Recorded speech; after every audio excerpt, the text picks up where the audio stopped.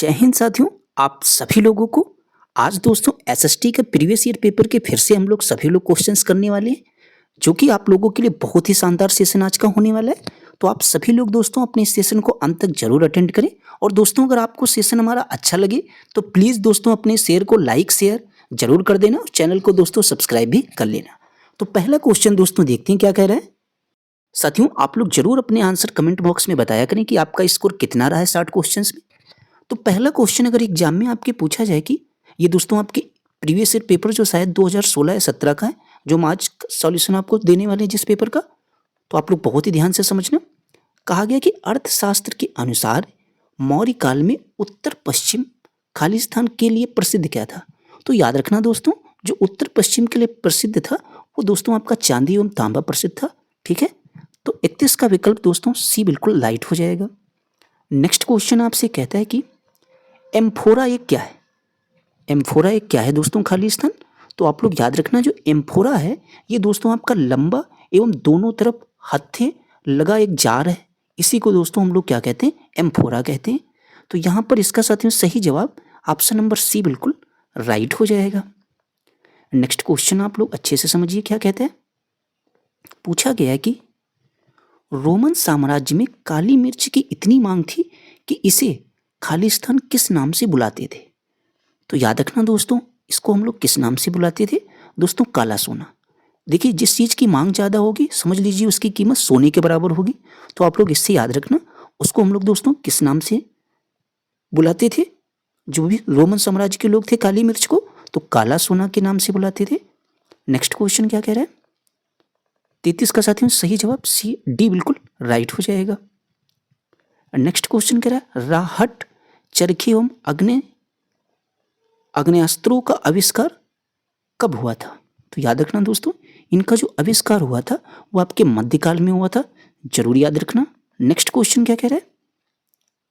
पूछा गया कि किस दिल्ली के सुल्तान की प्रशंसा में एक संस्कृत प्रसिद्ध पाया गया। तो दोस्तों याद रखना, जो संस्कृत प्रसिद्ध पाया गया था वो आपके किस सुल्तान की प्रशंसा में। तो याद रखना दोस्तों, वो आपका सुल्तान था अलाउद्दीन खिलजी।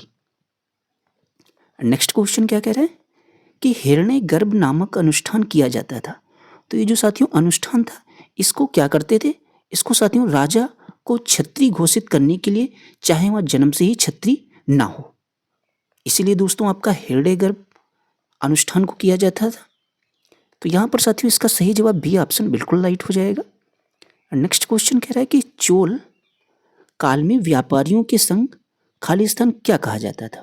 तो याद रखना दोस्तों, जो चोल काल में व्यापारी संघ थे इनको हम लोग नगरम कहते थे। क्या साथियों कहते थे, नगरम।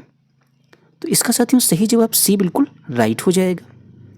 नेक्स्ट क्वेश्चन कह रहा है कि नाथ साहित्य का संबंध किससे है। तो याद रखना, जो नाथ साहित्य दोस्तों है इसका संबंध आपके बंगाली से था। किससे दोस्तों, बंगाली से नाथ साहित्य का संबंध हो जाएगा। नेक्स्ट क्वेश्चन क्या कह रहा है।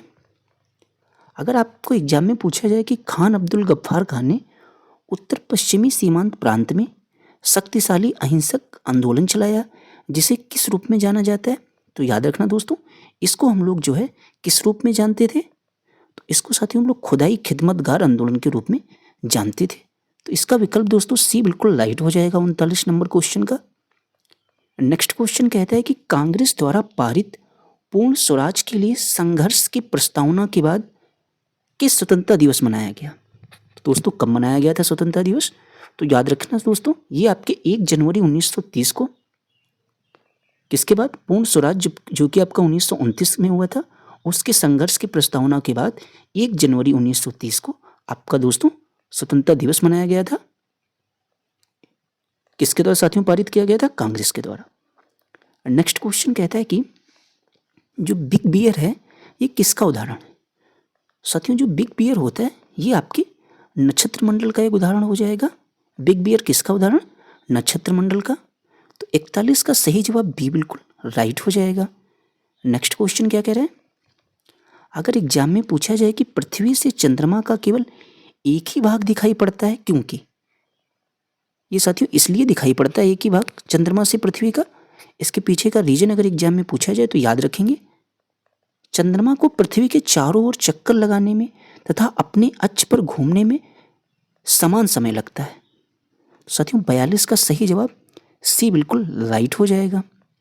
नेक्स्ट क्वेश्चन कह रहा है कि पृथ्वी अपने अक्ष पर घूमती है, तो पृथ्वी साथियों अपने अक्ष पर किस तरीके से घूमती है? तो वो घूमती है पश्चिम से पूरब की ओर। कैसे घूमती है दोस्तों? पश्चिम से पूरब की ओर घूमती है पृथ्वी अपने अक्ष पर। नेक्स्ट क्वेश्चन क्या कह रहा है? जैसे जैसे हम पूर्वी गोलार्ध से पश्चिमी गोलार्ध की ओर जाते हैं, देशांतर रेखाओं का आकार क्या होता है? तो देशांतर रेखाओं का जो साथियों आकार होता है वो आपके समान रहता है।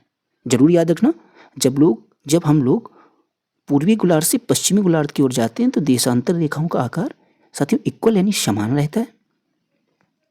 नेक्स्ट क्वेश्चन क्या कह रहा है? पृथ्वी दिन कहलाता है, तो पृथ्वी दिन क्या कहलाता है? जो आपके पृथ्वी द्वारा अपने अक्ष पर घूमने में लिया गया समय है, इसी को हम लोग पृथ्वी दिन कहते हैं। नेक्स्ट क्वेश्चन साथियों क्या कह रहा है? पूछा गया कि विषु के दिन सूर्य की सीधी किरणें पड़ती हैं, तो याद रखना साथियों विषु के दिन पूछ रहा है तो ये आपकी विषुवत रेखा पर पड़ेंगी। नेक्स्ट क्वेश्चन क्या कह रहा है?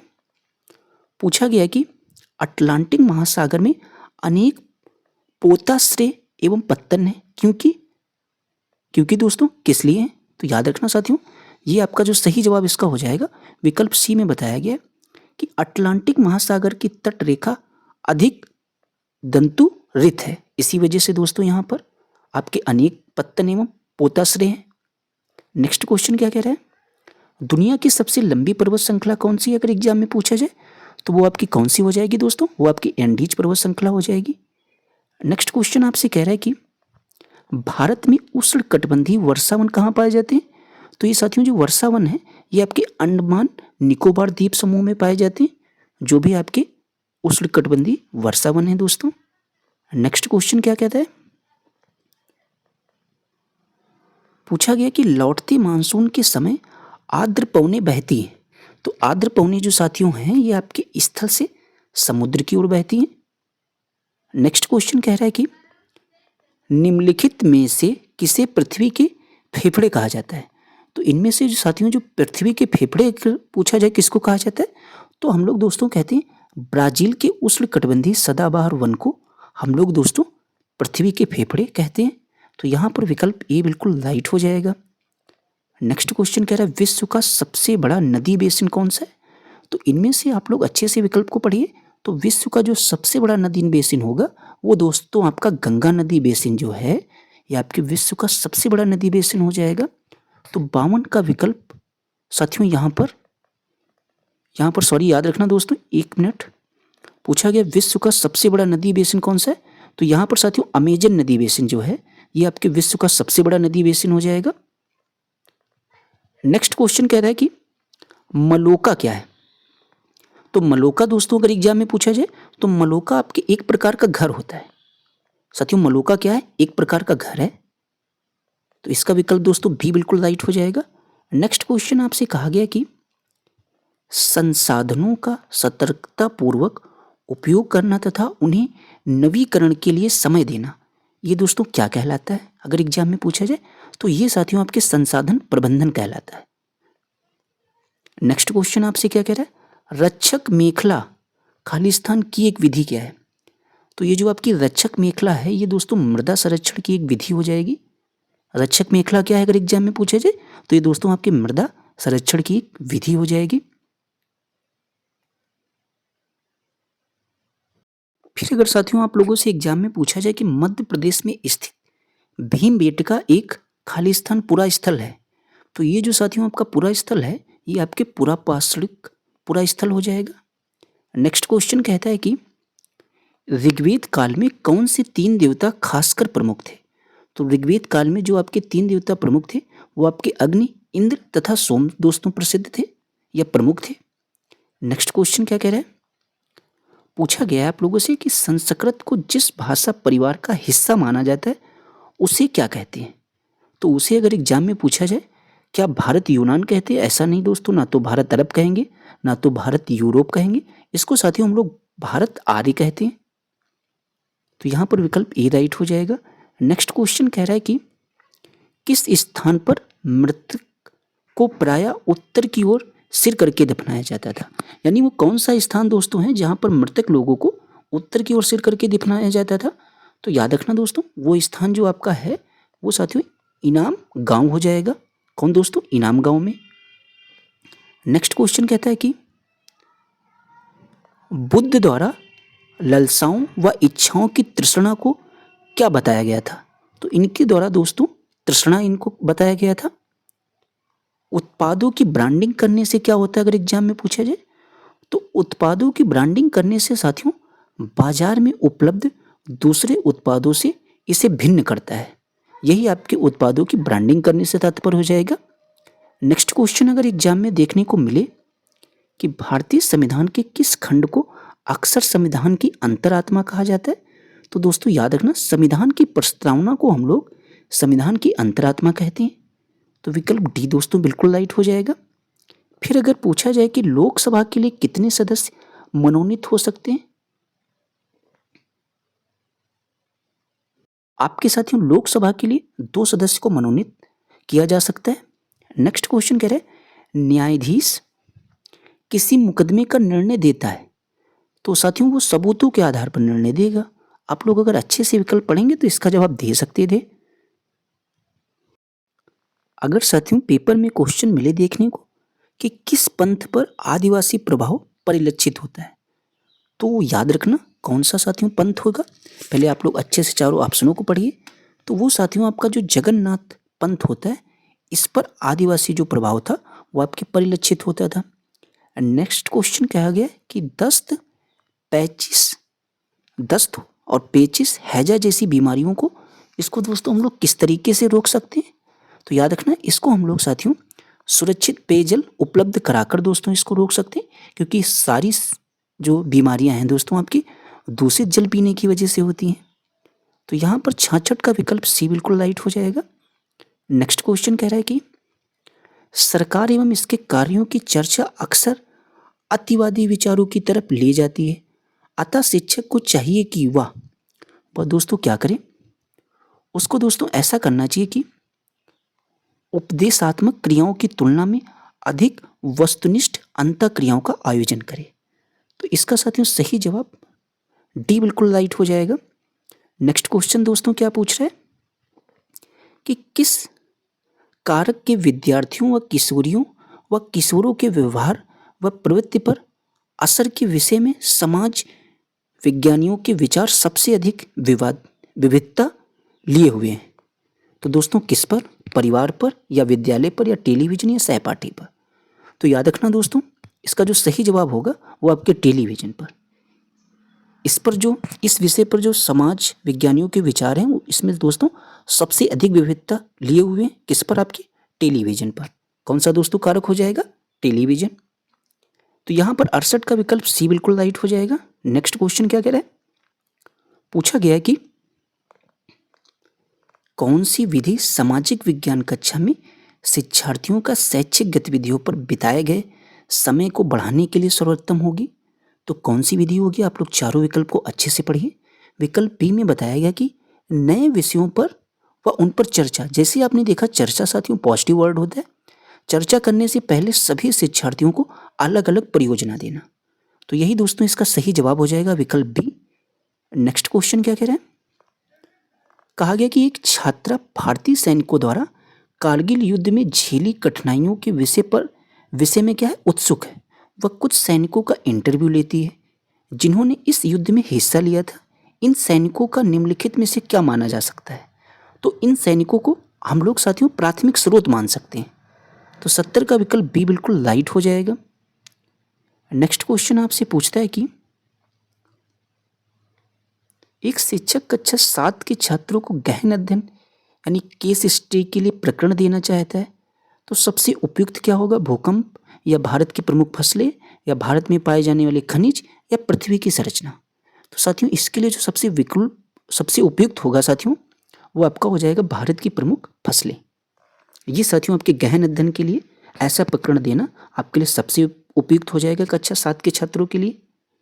तो 71 का बी ऑप्शन बिल्कुल राइट है।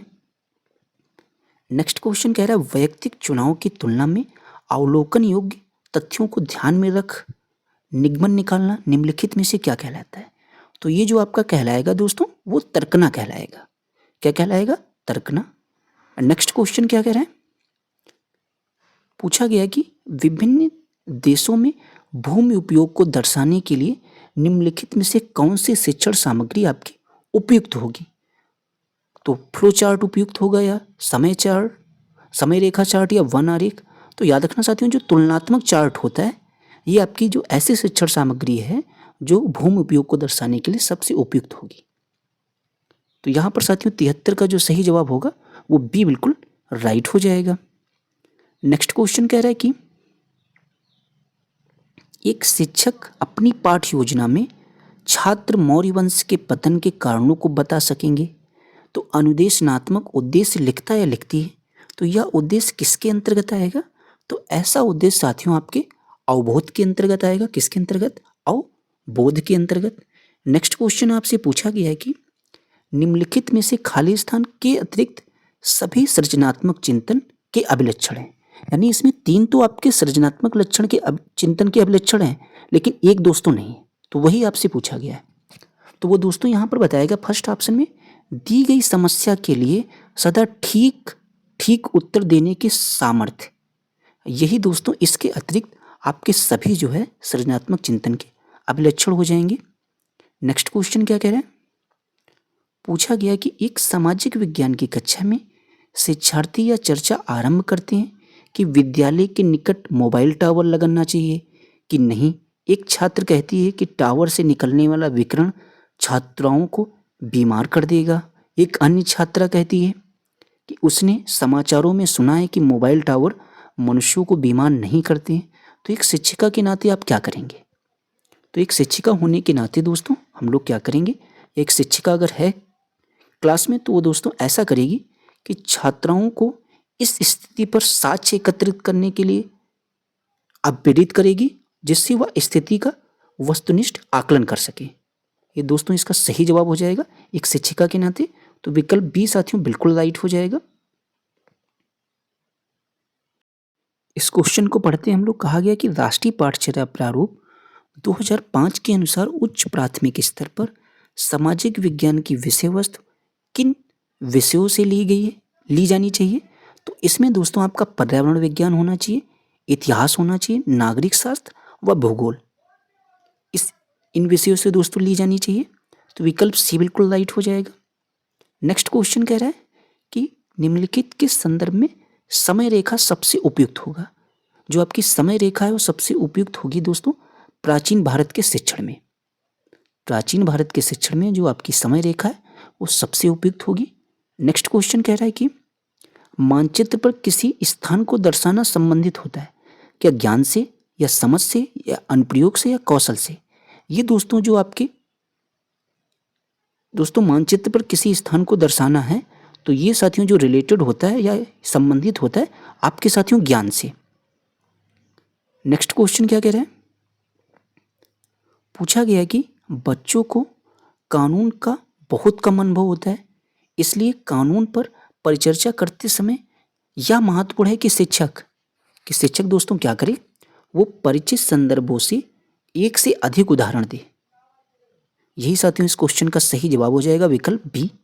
नेक्स्ट क्वेश्चन कह रहा है कि एक सामाजिक विज्ञान की शिक्षिका द्वारा कक्षा में प्रभावशाली होने के लिए कौन सी विधि उपयोग में लाई जा सकती है? तो आपकी क्लास कौन सी है सामाजिक विज्ञान की?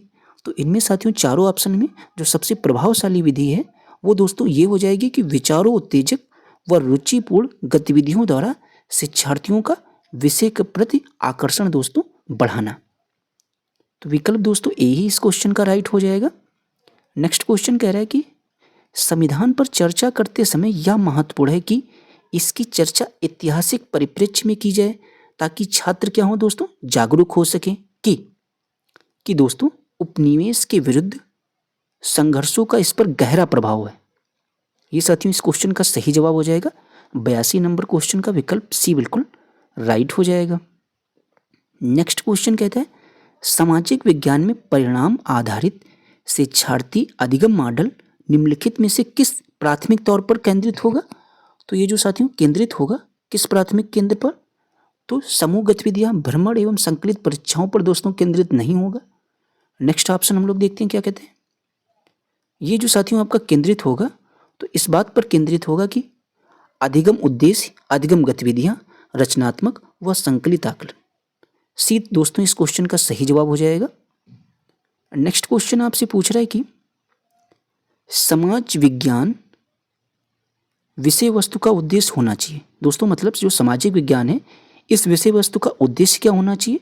तो इसका दोस्तों उद्देश्य यही होना चाहिए कि छात्रों को परिचित सामाजिक यथार्थों का आलोचनात्मक अन्वेषण एवं उन पर प्रश्न उठाकर जागरूक बनाया जाए। यही दोस्तों आपकी इसका उद्देश्य होना चाहिए। विकल्प बी राइट हो जाएगा। नेक्स्ट क्वेश्चन आपसे पूछ रहा है कि हमारे जैसे विविधतापूर्ण समाज में पाठ्य पुस्तकें किस प्रकार की होनी चाहिए? तो दोस्तों पाठ्य पुस्तकें हमारे लोगों की जो भी विविधताएं हैं इसके अनुसार आप लोगों की जो पाठ्य पुस्तकें वो दोस्तों किस तरीके की होनी चाहिए? तो विकल्प सी में बताया गया कि सभी क्षेत्रों एवं सामाजिक समूहों को उनसे जुड़ाव हो, इस तरीके की आपकी पाठ्य पुस्तकें होनी चाहिए जिनका संबंध क्या हो, सभी क्षेत्रों एवं जो भी आपके सामाजिक समूह हैं उनसे दोस्तों उनका जुड़ाव होना चाहिए। तो विकल्प सी दोस्तों बिल्कुल राइट हो जाएगा। नेक्स्ट क्वेश्चन कह रहा है कि राष्ट्रीय पाठचर्या प्रारूप 2005 सामाजिक विज्ञान विषय में शिक्षण उद्देश्य शिक्षार्थियों को निम्नलिखित में से किस सामर्थ्य के लिए तैयार करता है? तो ये जो दोस्तों तैयार करता है आपकी सामाजिक राजनीतिक वास्तविकता का विश्लेषण करने के लिए दोस्तों तैयार करता है, समर्थ बनाता है। तो यहाँ पर विकल्प बी बिल्कुल राइट हो जाएगा। नेक्स्ट क्वेश्चन पूछा गया कि संयुक्त राज्य अमेरिका में नागरिक अधिकार आंदोलन चलाया गया था। तो दोस्तों कैसे चलाया गया था? चारों ऑप्शन है तो याद रखना दोस्तों। वहाँ पर समान अधिकार तथा नस्ल भेद को समाप्त करने की मांग को लेकर दोस्तों चलाया गया था। कौन सा आंदोलन? नागरिक अधिकार आंदोलन। तो विकल्प बी दोस्तों बिल्कुल राइट हो जाएगा। नेक्स्ट क्वेश्चन कह रहा है कि मुख्यमंत्री का चुनाव कैसे होता है? तो जो आपके मुख्यमंत्री का चुनाव होता है वो किस तरीके से होगा? चुनाव में बहुमत प्राप्त करने वाली पार्टी के विधायकों के द्वारा होता है। नेक्स्ट क्वेश्चन क्या कह रहे हैं?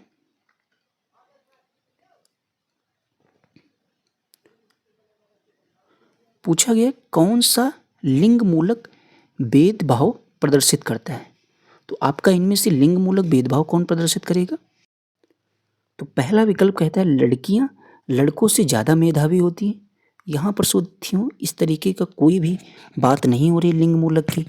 यहाँ पर विकल्प बी में कहा गया लड़कियां केवल घर के कामकाज कर सकती हैं। यहाँ पर दोस्तों आप लोग विकल्प को पढ़ के अच्छे से आइडिया लगा सकते हैं कि यहाँ पर लिंग मूलक भेदभाव प्रदर्शित किया जा रहा है। तो 89 का साथियों सही विकल्प बी बिल्कुल राइट हो जाएगा। आज की क्लास का साथियों जो 90 नंबर क्वेश्चन है यानी आज के इस सेशन का लास्ट क्वेश्चन आपसे पूछ रहा है कि लोकतंत्र में संचार माध्यम एक महत्वपूर्ण भूमिका निभाता है। तो किस चीज़ में दोस्तों ये महत्वपूर्ण भूमिका निभाता है? तो आपके देश और संसार के बारे में समाचार देने और उनमें होने वाली घटनाओं पर चर्चा करने में दोस्तों जो है ये आपके महत्वपूर्ण भूमिका निभाता है। क्या? लोकतंत्र में जो भी आपका संचार माध्यम होता है। तो 90 का दोस्तों विकल्प ए राइट है। तो आज के आज के सेशन में हमने आपके साथ 60 क्वेश्चन प्रीवियस ईयर के डिस्कस किए। तो आपका इसमें कितना स्कोर रहा है, आपके कितने क्वेश्चन दोस्तों सही हुए, तो आप लोग जरूर कमेंट बॉक्स में बताना। और जो दोस्तों क्वेश्चन गलत हुए हैं तो बिल्कुल भी परेशान ना होइए। जो चीज़ गलत हो रही है तो आप साथियों सीख रहे हैं ना, तो आप आगे बढ़ रहे हैं।